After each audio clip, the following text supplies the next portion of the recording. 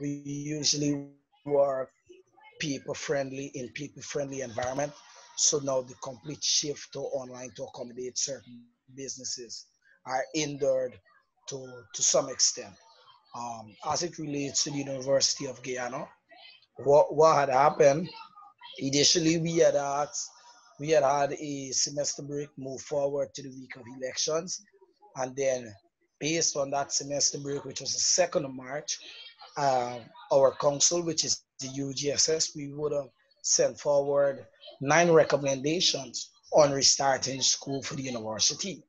And one of those recommendations, based on my recollection, was that the university should seriously think about closing its doors to physical class based on the fact that COVID-19 could be here anytime. And since we weren't confident in the systems in the country, we felt as though the university should close physical classroom. And the university has students who comes from all walks of Guyana. So you might have persons in Region 3 who doesn't have access to the internet at all.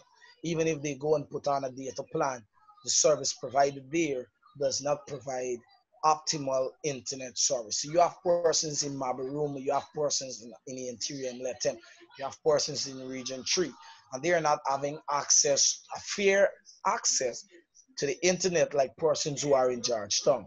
I myself, I'm in Linden, and I don't have the best internet uh, provided for by GTMT.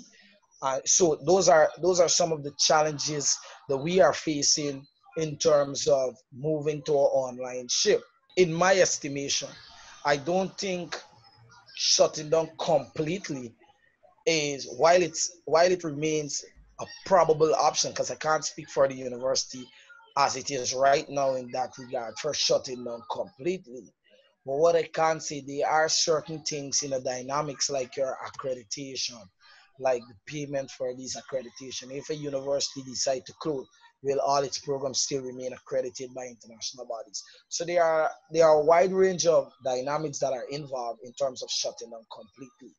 And I do think it was fair from the university standpoint. The university, based on the last communique we got from admin, they did not say, okay, we're gonna just completely shift to online. They say, look, these are some of the options that we have. We are moving to online, but in the case where you're not having access to reliable internet service, there are certain avenues for you. They say you can drop some of the courses that you don't want to pursue.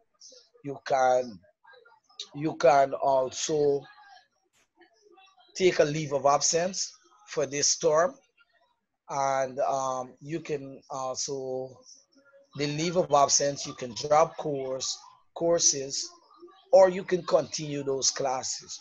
Now, if you're having a problem with a lecturer or the way a lecturer is putting over his course, because some lecturers are being real abusive. Like I got a complaint that a lecturer was asking the students to go into a class at 9 o'clock.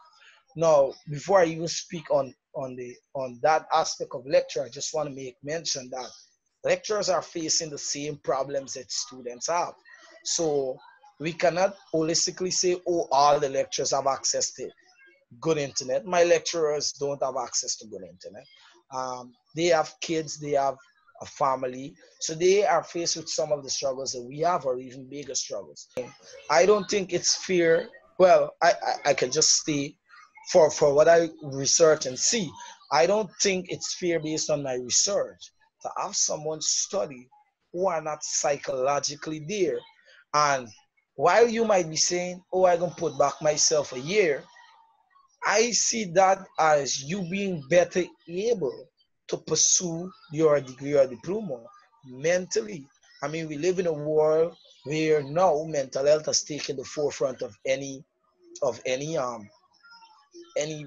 stereotypes, and you don't want to have, or you don't want to have students studying who are not mentally equipped, because what could happen is that they are studying but they are under the mental pressure, so they end up failing.